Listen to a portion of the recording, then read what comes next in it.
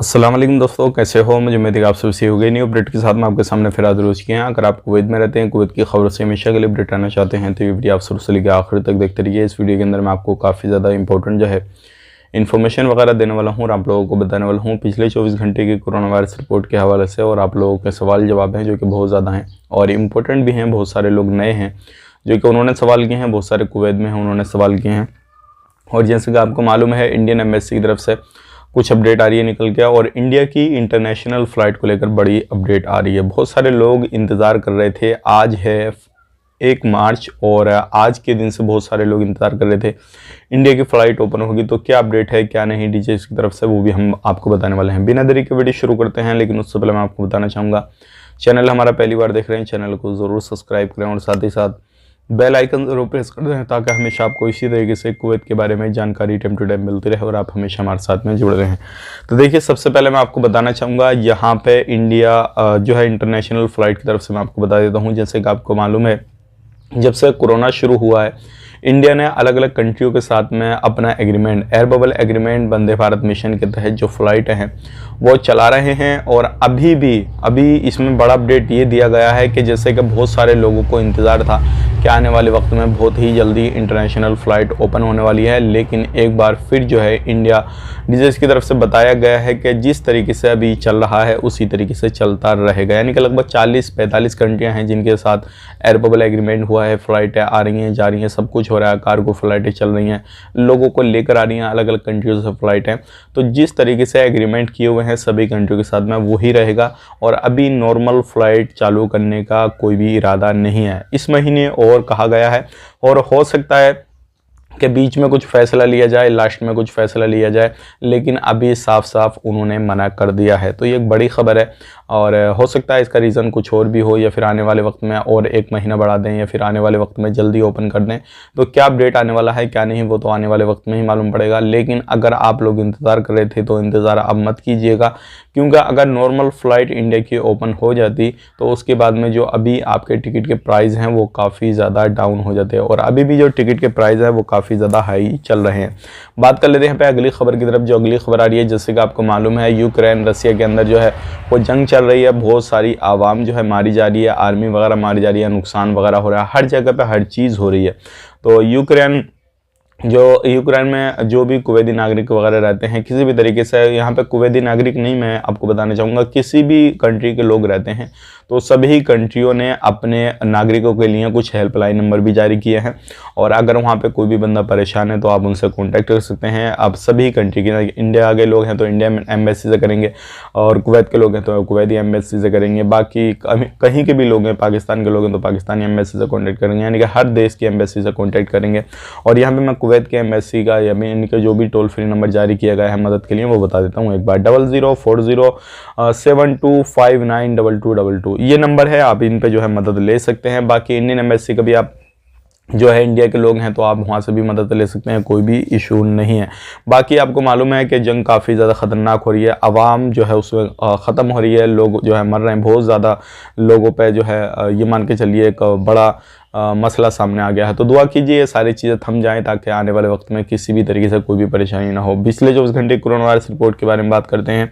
584 जो है वो नए केसेस आए हैं, टोटल केसेस हो चुके हैं 6,19,894, 1486 की रिकवरी की गई है, टोटल रिकवरी हो चुकी है 6,08,143, एक बंदी की मौत हुई है, टोटल मौत हो चुकी है 2,538 की, 18,789 की टेस्टिंग हुई है, टोटल टेस्टिंग हो चुकी है 76,45,362 की और 56 आईसीयू में केसेस हैं, 9,213 अभी भी एक्टिव केसेस हैं। अगर आपको कोरोना से रिलेटेड कोई भी जानकारी वगैरह चाहिए तो आप 151 पे कॉल करके इन्फॉर्मेशन वगैरह ले दे सकते हैं। बात कर लेते हैं यहाँ पे अगली खबर की तरफ। देखिए, अभी आप कहीं पर भी रहते हैं, किसी भी तरीके से अगर आप उल्लंघन करेंगे तो आपको बख्शा नहीं जाएगा, क्योंकि बहुत सारे हमारे प्रवासी भाई ऐसे हैं जो क्या काम करने के लिए गए हैं लेकिन वो सोचते हैं कि ये उल्लंघन नहीं है, छोटे छोटे वो लोग उल्लंघन करते हैं तो उनकी सज़ा भी उनको भुगतनी पड़ती है। और बहुत सारे लोग ऐसे होते हैं, जैसे कि आपको मालूम है अभी जितनी भी अरबी कंट्रियां हैं उनमें ज़्यादातर जो है मुहिम यही चलाए जा रहे हैं कि प्रवासियों को कम किया जाए, प्रवासियों को निकाला जाए।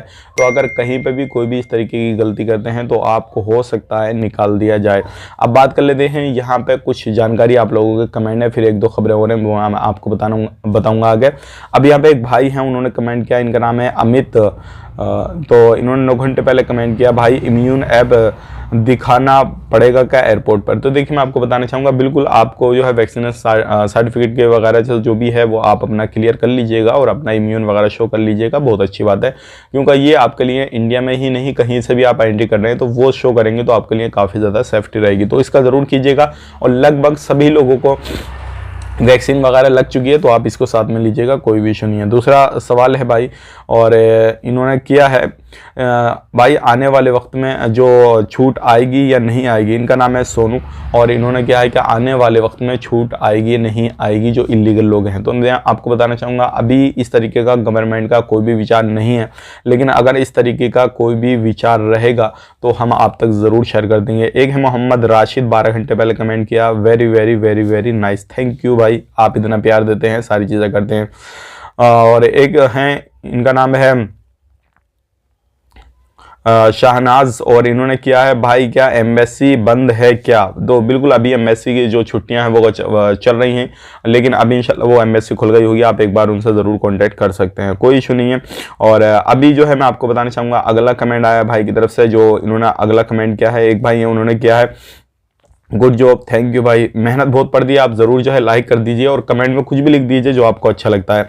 और यहाँ पे एक कमेंट और किया है, और ये काफ़ी ज़्यादा आप लोगों की तरफ से पूछे जाने वाला सवाल है, और इन्होंने किया है कमेंट में कि भाई अभी हमारा जो है हम छुट्टी पाए हैं, हमारी छुट्टी ख़त्म हो चुकी है, तो क्या हम दोबारा से जा सकते हैं कुवैत के अंदर या नहीं जा सकते हैं।